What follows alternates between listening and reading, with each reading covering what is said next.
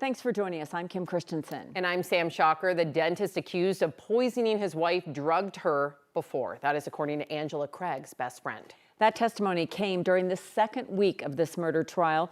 The jury also heard testimony today from doctors and nurses who say Angela's condition crashed during a hospital visit shortly after her husband was in the room alone with her.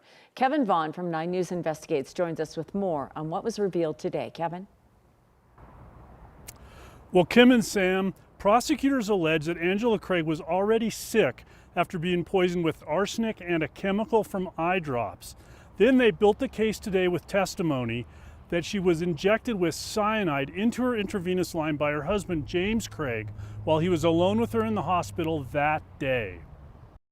James Craig listened intently as a physician who treated Angela Craig described the rapid deterioration in her condition. Dr. Peter Sautiel also told the jury that after a number of tests, he believed Angela Craig was brain dead. He described sharing that news with James Craig and being surprised by the dentist's response. His words were to the effect, "That's unfortunate."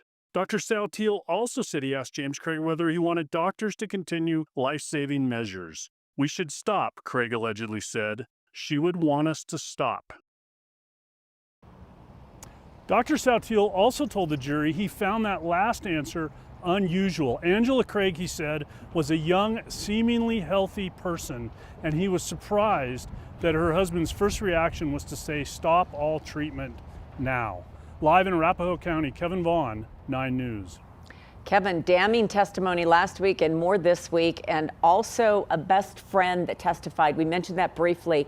I'm always curious about what a best friend would say. They seem to know us in a different way than sometimes a spouse. Yeah, it was interesting. This friend has known Angela Craig, and their husbands have known each other since they were in dental school together more than 20 years ago.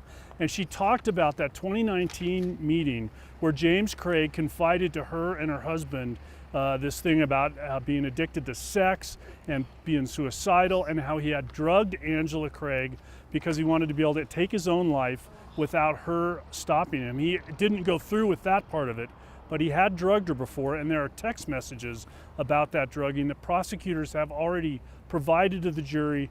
Today they got some context about what that was all about. Oh my goodness. Well, you have much more for us coming up, we know. Thank you very much. Kevin Vaughn reporting.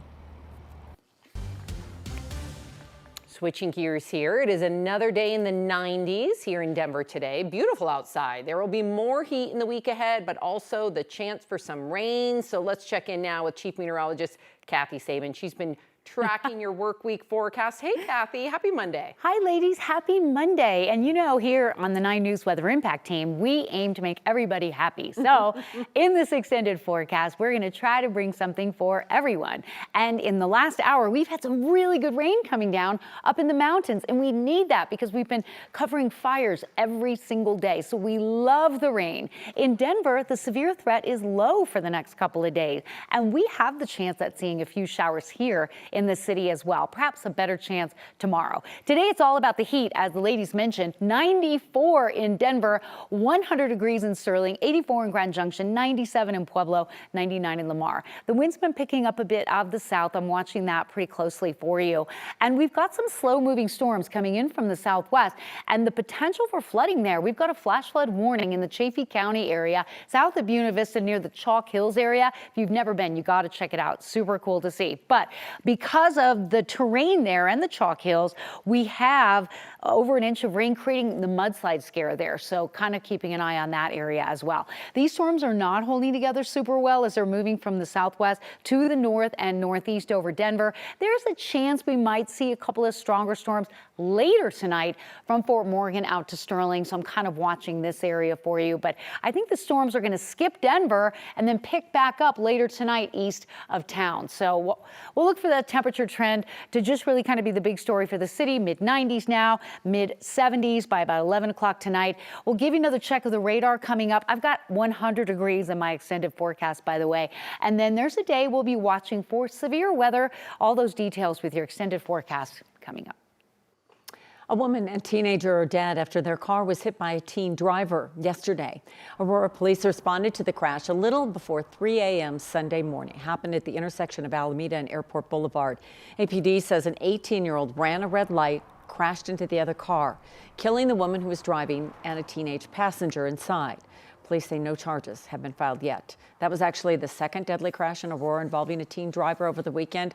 On Saturday, a 12-year-old boy was killed after being hit while riding his scooter in a marked crosswalk near Chambers and Iliff. Police say the 19-year-old driver wasn't paying attention, hit the boy. Charges against the driver are expected. They haven't been filed yet. Aurora police say a man died after a shooting at a house party early Sunday morning. He was found in the roadway nearly a mile away. Police say around 1 a.m. they got 911 calls about a man lying in the roadway at Mexico and Oregon. When they arrived, they determined he'd been shot. He was taken to the hospital where he died. Investigators determined he'd been at a party about a mile away on East Bales Place. Police say multiple shots were fired at the party. No arrests have been made. Congressman Jason Crow says he was denied entry into an Aurora Tense Detention Center yesterday, which he says violates federal law. The Democrat, whose district includes Aurora, says federal law allows members of Congress to provide oversight of federal detention facilities. Crow's office says he regularly visits the Aurora facility and publishes reports on the conditions on his website. He also claims the Trump administration has tried to intimidate members of Congress and prevent them from doing their jobs. We'll have more coverage on this at 6 on Next with Kyle Clark. Tonight, Denver Mayor Mike Johnston will give his annual State of the City address. He's expected to highlight his successes and also address the city's budget shortfall. Denver is facing a $250 million budget shortfall after spending roughly that much on the migrant crisis and the mayor's homelessness initiative. The mayor says the city's financial shortfall is the result of lower than projected sales tax revenue. As a result, city workers are facing furloughs and layoffs. The State of the City address is at 6 p.m. We'll have coverage of that tonight on 9 News at 9 and 10. A woman from Colorado is warning of a dangerous misconception that actually nearly cost her her life. In 2022, Janine Tapia was diagnosed with stage 4 vulvar cancer, a rare gynecological cancer. Tapia says she received the diagnosis after her first pelvic exam in over 10 years. She's now 71. She was under the belief that women over 60 did not need to have annual pelvic exams or mammograms. Doctors say all women at any age should have a wellness exam with their gynecologist, and from there decide what screenings they need depending on their medical history. Tapia went through cancer treatment and is now in remission, and she is sharing her story, hoping it'll make a difference. If you've never had a screening, start. Doesn't matter what age you are. Young women, older women, but especially my message is to women over 60. Do it. Do it. It could make all the difference for you. It did for me. Strong message. Experts say the risks of some of these cancers go up as women age. According to the American Cancer Society, more than half of the cases of vulvar cancer occur in women over the age of 70. Fewer than 20% show up in women younger than 50. Colorado is expecting to receive federal funding for schools today. The money was previously being withheld by the Trump administration, but the state won't be getting all the money they were previously allocated. 9 News reporter Courtney Yoon has more. Earlier this month, the U.S. Department of Education froze $6 billion worth of funding for schools across the country. That happened back on July 1st. Without that money, school districts have warned that there will be significant cuts to programs and services. $6 million in federal grants for after-school and summer programs were withheld to make sure they aligned with President Trump's, quote, priorities. $70 million of that funding was meant for Colorado. The U.S. Department of Education is expecting to release $1.3 billion today. This comes after 10 Republican senators sent a letter imploring the Trump administration to allow frozen education money to be sent to states, according to the Associated Press. On Friday, our state's education department said it was told it would get $12.8 million by today. Attorney generals from 24 states are suing to have the money released. It pays for free programming before and after school during the summer, according to the AP. The program provides childcare so low-income parents can work, which also gives options to families in rural areas with few childcare providers. Despite this money being released, some schools and nonprofits across the country have been disrupted by weeks of uncertainty. Some programs have already made plans to close, and others are behind on hiring for the fall. In Denver, Courtney Yoon, 9 News.